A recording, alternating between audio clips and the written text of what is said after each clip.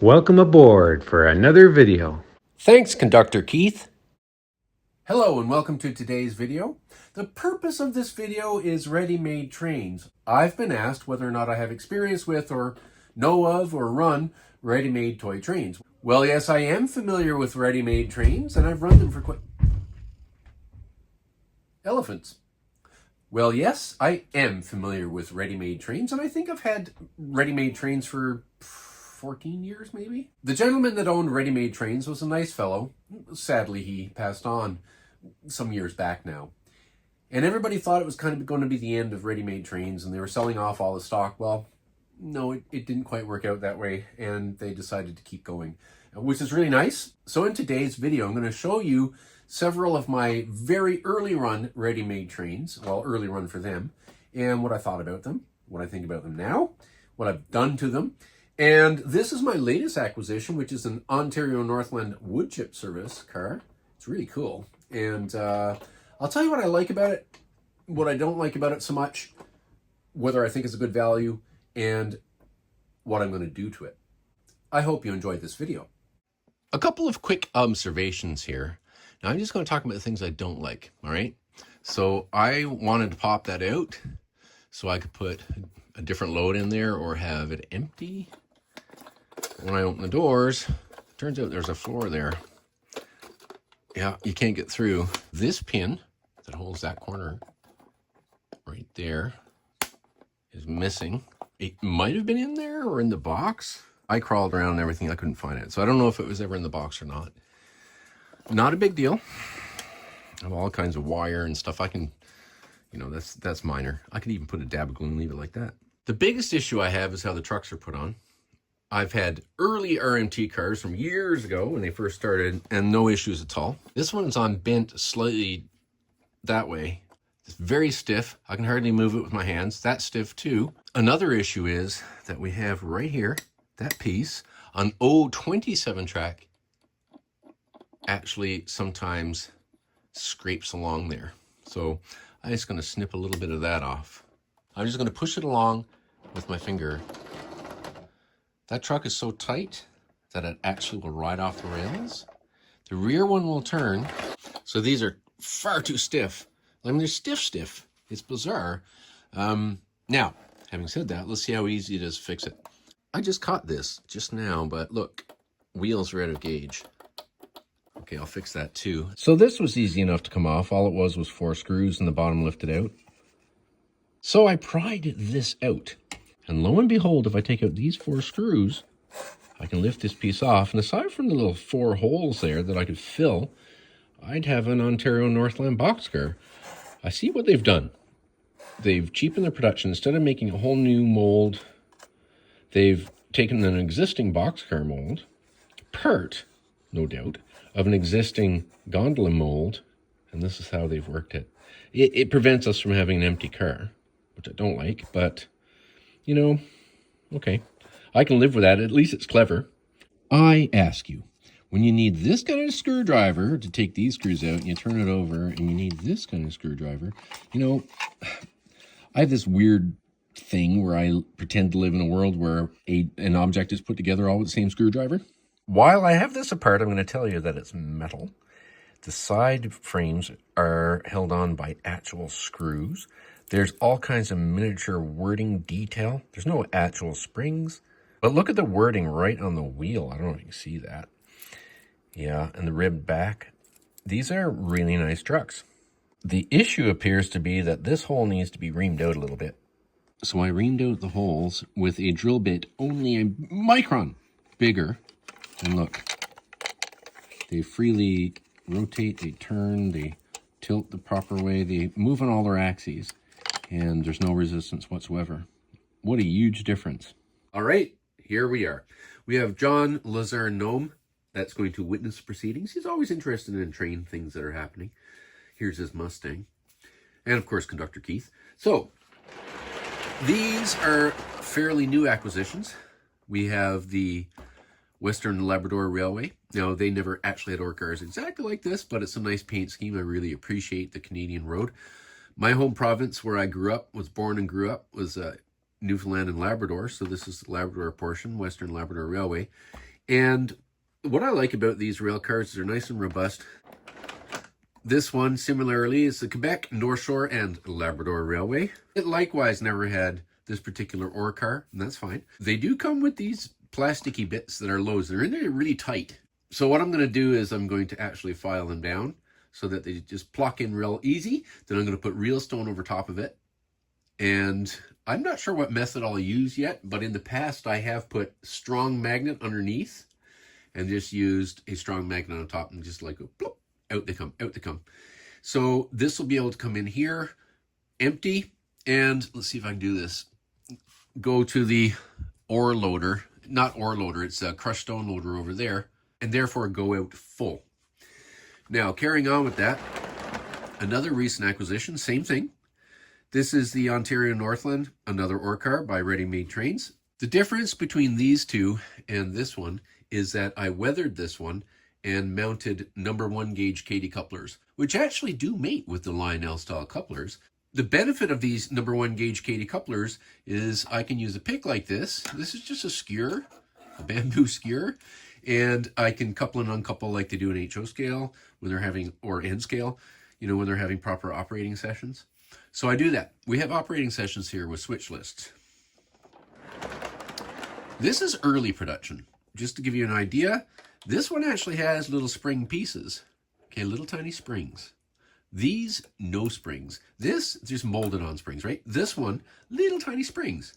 Okay, beautiful rail car, nice decoration, all of them nice decoration, but this one is probably 14 years old, maybe, I'm not sure. Great detail, looks nice, but they're not actually sprung trucks. So I can see why they went to just the molded on springs, because really, for the extra steps they go through to, you know, have to put these on and stuff, is it worth it for them and their cost? But carrying on along, another early production, U.S. Army. Now this had these two stands here, and right along here where the stick is, a U.S. Army missile, and it came in a 2-pack. Well, same thing, this is early production with the springs, but actually not sprung.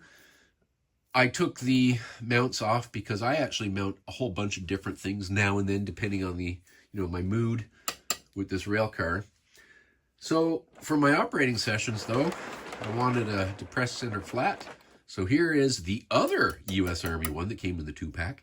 This one though, I've weathered it and I've painted it black and lettered it for the Canadian Pacific Railway.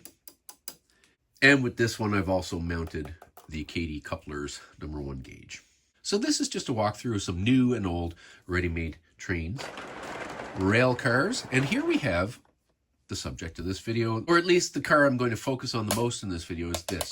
So as you can see on this part of my railway here, I've got this stuff that I actually took out of a filter, water filter. If you watch my latest scenery video where I make stuff out of real cement and whatnot, I take apart an old water purification filter. It had various layers of stuff in it, including charcoal, but it had a layer of this stuff. I don't even know what it is, but I really kind of looked at it and I thought that'd make a nice chip trail. Yes, I made a chip trail, and here's my friend Dave from Scotland just standing there.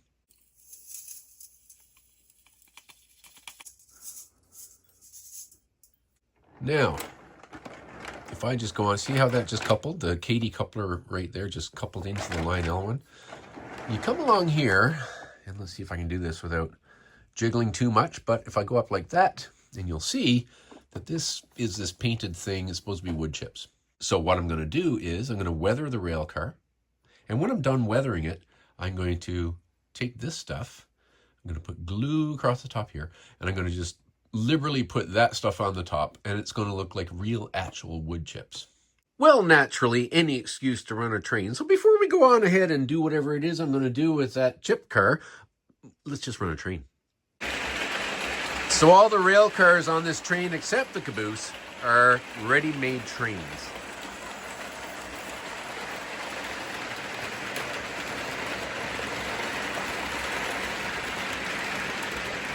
We've already talked about this simulated wood chips. This is the stuff from the filter. I think it's going to be fine to simulate wood chips. I'm simply going to paint on white glue all over the top. Just take this and just liberally put it on. I'm just gonna, if it spills, that's fine. Let's sweep it up after. And I'm hoping this works, and you'll discover with me if it does. And if it doesn't, you'll also discover that with me. I'm hoping, without having to soak all this like you do with ballast, that now that it's on there, I'm gonna press it down everywhere. You know, just to make sure all of it gets stuck in some sort of glue somewhere. I feel glue coming up through it in some places, actually. That's good. Now, all we gotta do is wait. You'll note that with this application, I'm not using screws, I'm using wire, which I'll paint black. But you see I've cut this little channel right there, so the wire goes in there nicely and holds it super tight. The purpose of the super glue in there is not so much for strength this way, but as to keep it from, you know, just keep it in there solid when it dries. That looks pretty good. The side frames are going to be weathered a little bit too. Excellent for coupling and uncoupling. Book, simple as that. And then the pick in there like an HO scale and it uncouples. Super nice. Now we carry on with weathering. You can see where I've already used some of the light rust that I used on the sides of the wheels. I had some extra in the bowl, so I thought, use it up. But primarily I'm going to use dirt and a little bit of, you know, very sparingly, this rust texture. Because I don't want to overdo this card. I'm not doing anything hard or spectacular here. Just, you know, where you think some dirt might streak down, I just streak some dirt down. Just a little bit on the brush. If you don't like it, rub it off with your thumb. And I just bumped that by mistake and left a little bit of dirt there somewhere, and that's okay. I'm just going to go around and do all that. This is all I do with the trucks and the dirt. I just kind of flick it like that. This dirt stuff actually dries it less pronounced than what it looks like when it goes on. It really is good stuff.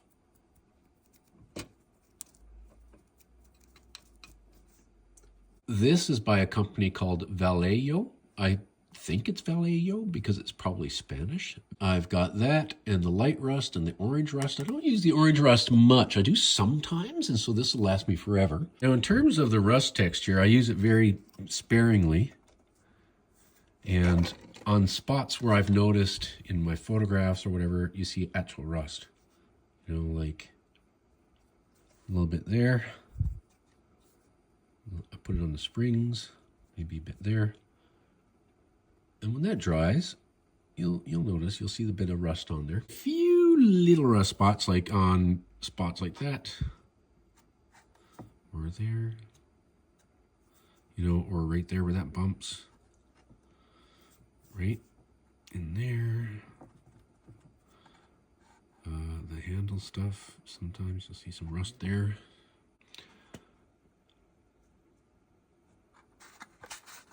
Maybe a double down in the corner here, you know.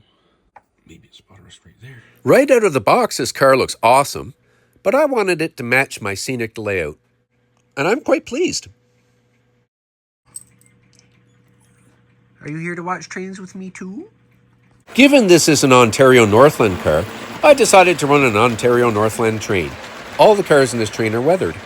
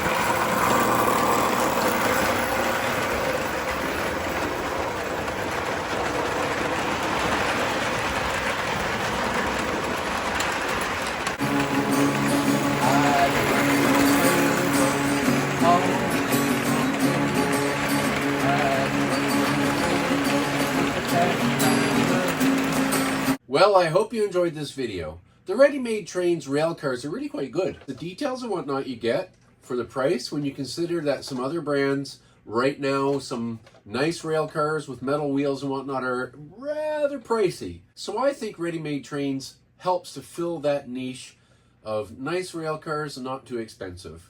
Can't go wrong with them, honestly. Yeah, some minor issues like having to ream out the area where the screws go down through, but that's minor, right? I mean, a wheel out of gauge, also minor. This rail car has all kinds of detail. It's a really nice rail car, and for the price, I believe it's very good. It's a great rail car to start with, but just the fact that I can put some weathering on it like this, add some wood chip detail, it's really made it quite a nice car. You don't actually have to do this. It's still a nice rail car. A lot of people like to run their O-gauge trains as is, you know, unmodified, unweathered, and that's just fine. Whether you like this rail car weathered, as I do, or whether you like it just straight out of the box, it's a pretty good rail car. Good on ya, RMT.